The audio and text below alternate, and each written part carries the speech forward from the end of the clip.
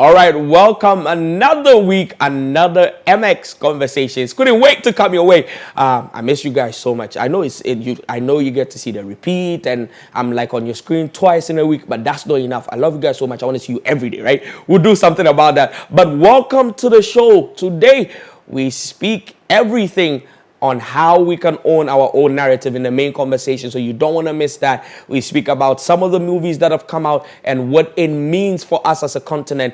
We all have heard the conversations that have gone on since Black Panther, when Africa was finally portrayed by foreigners as a superpower that has all the solutions to the world. Stick and stay. You want to be a part of that conversation. But as we do always on MS Conversations, let me give you the tech trends of the week. Now, anybody who knows me personally knows that I'm a great fan of cryptocurrencies. Now, of course, it's been met with a wide range of, different types of reactions from people. Some people think it's a scam. Some people think it's just for some group of people. Some people think it's complex. Well, this week, cryptocurrencies jammed into the forefront of conversations across board.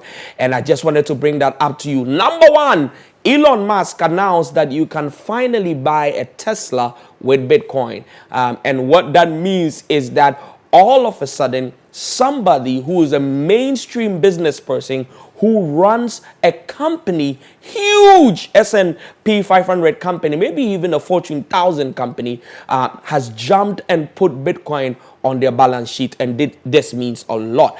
Now, that's not the only thing that happened. PayPal, almighty PayPal, decided to start accepting Bitcoin payments with their over 200,000 vendors around the world. So now any single shop that you can use PayPal to pay, when you're doing checkout, you can also use Bitcoin. And they partnered with the Ethereum blockchain to do that. And it has been a monstrous news across the blockchain industry. And everybody is saying, oh my God, what does that mean? Of course, we've seen some governments go the opposite way. Just last week, the Moroccan government banned Bitcoin from Morocco, disallowing it to be traded freely and legally in the country. We've also heard from different types of places in Nigeria. They had said that banks should not support people who are trading Bitcoin and allow them to keep their money in the banks. It's mixed reactions, different countries, different types of laws that are coming up. What does this mean for the future of money? Now, we know that all over the world, they have been sort of preparing us, guys, to get into a cashless world. Is that future of money going to be cryptocurrencies or Bitcoin, or are governments still going to be in the lead, controlling how money is being made in the markets? And that is what you should be paying attention to this week in Tech Trends. When I come back from the commercial break, we have a serious conversation that I cannot wait to have. Stick and stay. Commercial break. I'll be right back.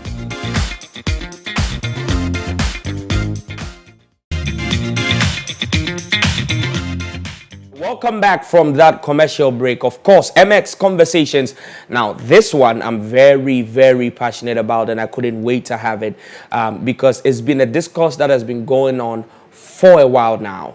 The African narrative, and how do we start owning it? Now, there's been a lot of talk, and of course, one of the biggest proverbs that we hear is that as far as the hunter is telling the story, he would always be the victor, and the animal would always look like the victim. How do we start owning our own story? We've seen movies like Wakanda, which is Black Panther. Recently, we saw, Coming to America 2, which caused conversations all over the continent and all over the world, some in very good and positive light. But right here in Africa, the question was, how are we allowing other people to tell our stories, and how do we step in to help me do this? I'm reconnecting with a brother of mine. We have so much history together. I've known him for close to maybe a decade. He was one of the very early day pioneers of, technological journalism, as we will call it. Now they call themselves bloggers. The space has changed very much. Then he moved on from there. He's built a huge empire, runs one of the biggest agencies, has worked with some of the greatest artists. He has launched some of the biggest projects. His name is George Britton. He doesn't even need any introduction, because once you Google his name, you will get everything. So George is going to help me do this and talk about how we can own our own narrative. George, welcome to the show. Hey, Kwame, thanks for this opportunity. Uh, Uh, how are you doing, my brother? I'm doing great, and how are you doing? Awesome, man. It's crazy day, but we're here. And the beard keeps is flourishing. The beard. That's how I can tell that your money is still there. When I see how the beard No, no, is. no. No, I mean, this is clearly, sign of frustration. It clearly tells you that the system is not smooth for us to, look good. So, yeah, we are still pushing. This is a sign of what? Frustration. I'm, I'm going to cut my beard. Bro, how have we been coping with Corona? It has changed everything. It's affected an industry that you and I are very passionate about. How have you been managing in Korea? You But, oh, you but you manage an artist. You can't play shows like you used to. How have you been managing? very much, I think we never expected this moment to happen to us in our lifetime. Never did we expect that we wouldn't be able to gather at a concert, at a party. We'd never ever imagined that there was going to be a day whereby we walk around like physicians. But this is time. I mean, nobody knows tomorrow, Yeah. so we are here facing a day like this where, unfortunately, for my sector, we've been knocked out because we're not being able to do shows, Yeah. especially here in Ghana, where most of us make our money from playing concerts. Yeah. It's quite sad. But the other bit is that I think with me, I wouldn't say I'm so affected. I'm affected because I'm not getting money from elsewhere. But aside that, I'm not too affected because I have been online. For a long I've time. been living Yeah. I've been living a virtual life for my life. So I think we equally understand, and I wouldn't say we anticipated a day like this, but we've always know that the future is online. Yeah. So we're fitting perfectly. Yeah. Fantastic. Now let's get into this conversation, and I wanted to speak to you specifically because I know the amount of years of experience you have in this space. Did you see Black Panther? Did you see Coming to America too? And what did you think about their depiction of Africa? Well, I saw Black Panther, and of course I've seen the Coming to America too. But I think my favorite would be the Black Panther. The reason being that it clearly tells a story that there's a power in Africa. Where for the first time we equally saw our own Superman. Our own Spider-Man, our own all these marvelous magic. This is I think I like to use the word magical. Yeah. Marvelous people that represent their people in America and elsewhere. So Wakanda came with its own level of pride for us as Africans. Yeah. I think the story was well told. It was able to tell the continent in a very positive way for the first time. Yeah. And I was excited about that. Then again, there comes Coming to America too. Coming to America Part 2. From costuming to the storytelling and all this. What I think these people were trying to tell us is that there's something good on the continent. It's not about the poor and poverty and all this that we are told at the time. I think Americans are rethinking Africa. Yeah. But the certain is that it's being retaught or rethink, but by foreigners who are going to live now on our land. So they might say the story, but it might not be as sweet as you and I can tell it. Putting our story in a film. Yeah. What are the challenges? Why is it that Africans are not being able to control our own narrative? Let's look at it first from storytelling. What's the issue there? Is it infrastructure? Is it finance? What's going on in that space? Well, I think the number one thing is finance. We all look at how much money they use, in building films like this. They spent millions of dollars, 300, 400, 500 millions of dollars. Yes, are financed by, the producers of the movies or the executive producers of movies are, well-to-do or even get huge support from, the financial sector or even the Hollywood. I don't know how it works, but they do that. Yeah. Unfortunately, in our case, that is not it. I quite remember some time back I was watching CNN and they were talking about African movies, and the lady said, "Oh, on this continent you can actually shoot a music. You can actually shoot a movie with $5,000. That was heartbreaking. Yeah. Because even a movie like Jesus Christ being wept, being beaten. Is it a Passion of Christ? Movie. Passion of Christ. Yeah. Passion of Christ. Even just that story, cost $300 million to put together. Yeah, yeah. So you can imagine how much it will cost an African producer, a director, and our film team to put together a correct, authentic, story. Let's say if we in Ghana want to do a story about Comfort Noche, yeah, there's sort of research that goes in, the casting, it's quite huge. It's quite huge. Unfortunately, we do not have the means in terms of finances to put this together. George, is it that then again, I don't want to cut you? Is it that when they put that money into the movies, they will not get the returns on their investment, or we just don't have the kind of support we need, the infrastructure, the industry infrastructure? I think the problem here is that most of the people in this industry, unfortunately, like I had a meeting a couple of days ago, and we discussed similar topic. The problem is that we have the storytellers, we have the guys to shoot the movie, but we don't have the people who will make we understand that the business side of the movie that we're shooting. Yes, we need people to evaluate this whole thing we are doing. Yeah. Because you can't go in there and shoot a movie without knowing the value of the movie. Mm-hmm. You understand? It has moved from just you holding a camera, taking a video, somebody acting, to moving the conversation to a financial board. Yeah. Because somebody needs to tell you that when a movie is shot, you should be able to sell this number, or do this, or do that, or do that, or do this. If I invest $100 million, I should be expecting $200 or $300 million. Yeah. Unfortunately, these people that speak these languages are not involved in our industry. Yeah. We have not involved them, so it makes it very difficult to pull these guys to the table. Because listen, me as an artist manager, a raw artist manager, I only know how to sell my music or engage my artists. There's somebody who is an expert to encourage or to convince a businessman to put his money. He knows what we call evaluation. He knows this, he knows that, and these are the people missing in our industry.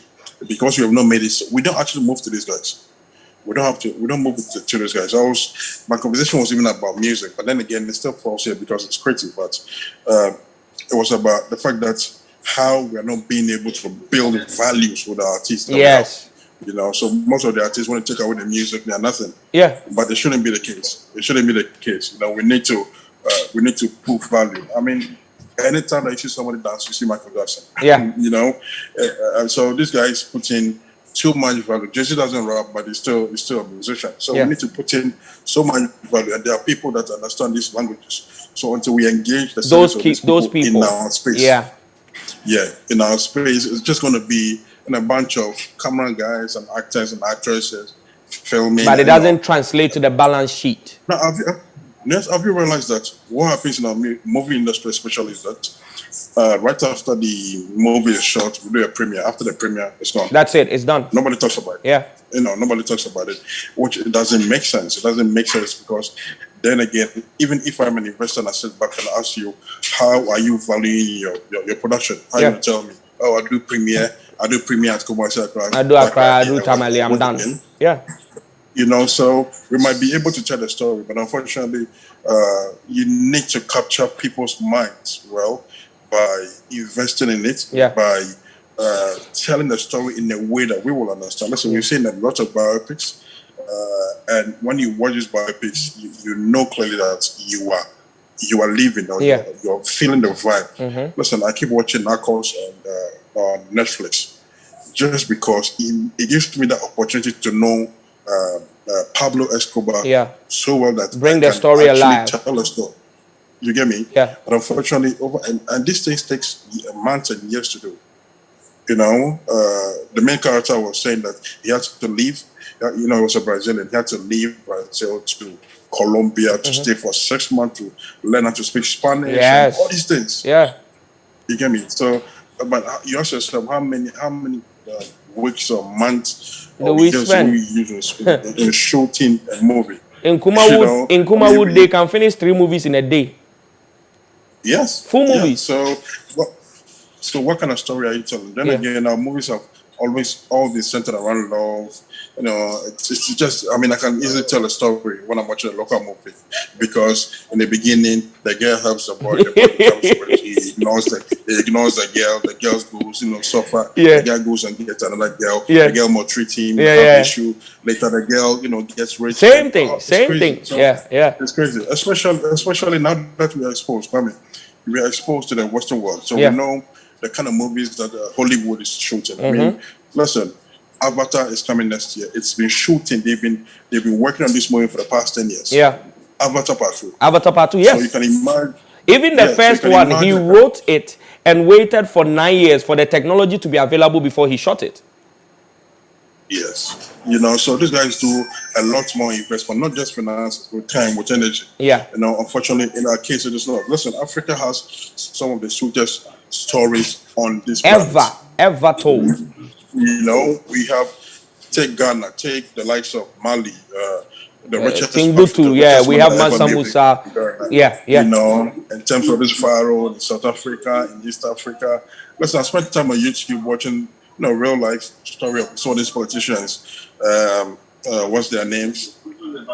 Idi Mobutu Amin, Sese yeah, Seko, yeah, yeah. Idi Amin, and those guys. I want to know how it felt like. I want to really understand these Somebody guys needs to bring the before I story can even be alive. in any conversation, George, I'll be in come any back to you. argument. I'll come back to you and take your final words. But if you're part of this conversation, feel free to drop your comments. How do we own our own narrative? Now, here in Ghana, we learned the hard way, of course, that even with location, we have it. Because we saw what Beast of No Nation came and did with our own environment. So the conversation needs to go beyond that. Let me know what your thoughts are. Now, I come back to you, George, to take your final words. How do we change this? How does the media come in? How do business people come in? How does the government support? How do we change this narrative? And then we'll wrap this conversation up. I mean, I think the only means that we can change this is to put square pegs in square holes. I like that. Yeah. The reason being that, listen, I might not be speaking the financial language. We need to engage someone who speaks the financial language. Yes. We need to engage researchers. Yes. Okay. You don't just get up and go do a movie. You need to research. You need to understand the fundamental of the story that you want to tell. Okay. We need researchers, we need financial people. Unfortunately for us, I want to talk about financial people. The only thing that comes to mind is, a producer, executive producer. Yeah. Someone's going to give you money to shoot. No, we need more than that. We need people who can inject millions of dollars into the industry. And how do we do this? We need to start engaging the people who speak this language. This language, yeah. Okay. I'm sure that an architecture or these guys that draw plans of houses, they don't have the money to build the house. Yeah. But their duty is to draw it up. Draw it up. You get me? Yeah. Now, when he's done, he moves out with them. These are the kind of people that we need in our industry. We need somebody to sit down and say, okay, when I multiply X by Y against this, and Y is going to give us this, Yeah. I know very much, okay, at the end of the day, when I hire the service of this man, I'm going to get money to shoot a video. And Absolutely. then again, you hire another team for marketing. Yeah. You cannot just do it all by yourself. Absolutely. The problem we are facing as Africans is that one person wants to do it all. He wants to shoot and that's where the problem He wants to direct, direct, edit, market. It doesn't work that way. Yo, thank you so much. Thank you so much. I think you hit the nail right on the head. We need to start engaging human resource across board, allow the people who speak the right language to get involved. And that for me is a serious and a sweet takeaway from this. Thank you so much, GB, for doing this. I've dropped his Instagram and all of his details on the screen. Go jump on him and ask him if he can recommend some of the people who speak that language. Now, I'll go for a quick commercial break. When I come back, I have motivation of the week for you. Something sweet and juicy that will jump up your week and make sure that you're enjoying it just as much as you need to. Quick commercial break. I'll be right back.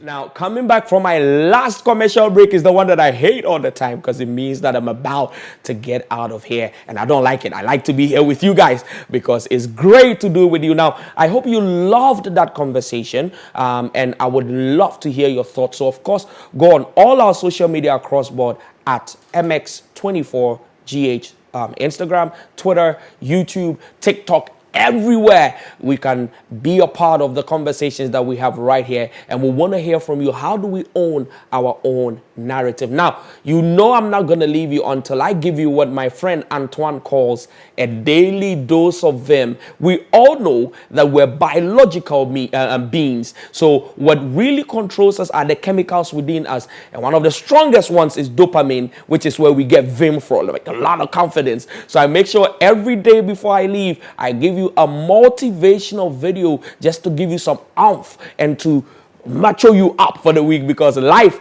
can be very difficult. This is the one I want you to meditate on all week until I come your way same time next week. This is our motivational video for the week. Enjoy the rest of the week. I'll be with you same time next week right here on MX Conversations. My name is Kwame A.A Opoku. Enjoy the rest of the week. Shalom. Cheers, guys. A belief is a feeling of absolute certainty. If you want to achieve anything in life, you need to get certain you will achieve it. You must believe in yourself. Beliefs control results, because you will never take action towards something you don't believe is possible. You can have all the education in the world. It doesn't matter. If you don't believe you can do it, you will never get it. Do you think Jordan could have become the greatest if he didn't believe in himself? Not a chance. He would have quit when things got hard. He would have quit when he was cut from his high school basketball team. You think Serena would be the greatest female tennis player in history without belief? Not a chance. These great athletes, great entrepreneurs, great human beings are great because they believe in themselves. They believe when no one else does. They believe when they are down. They believe when they are at rock bottom. This is my dream, and I will succeed.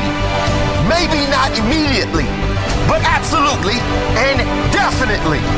There is no doubt in my mind.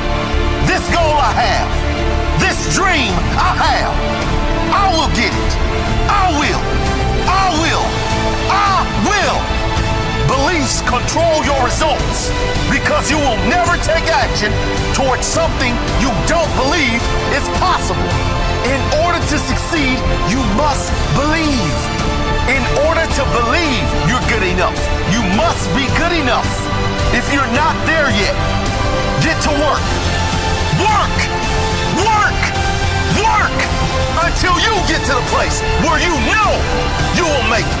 No doubt. No doubt. I will make it. I will get it. I will have it. Work on your weaknesses until they become your strengths. Work on your flaws until they become your fire. Work on your problems until they become your power. You have to believe that something great can happen. Even if there is no evidence, believe. Even if others say it is impossible, believe. Even when everything is going wrong, believe. Change your belief that you can't to the knowing that you can.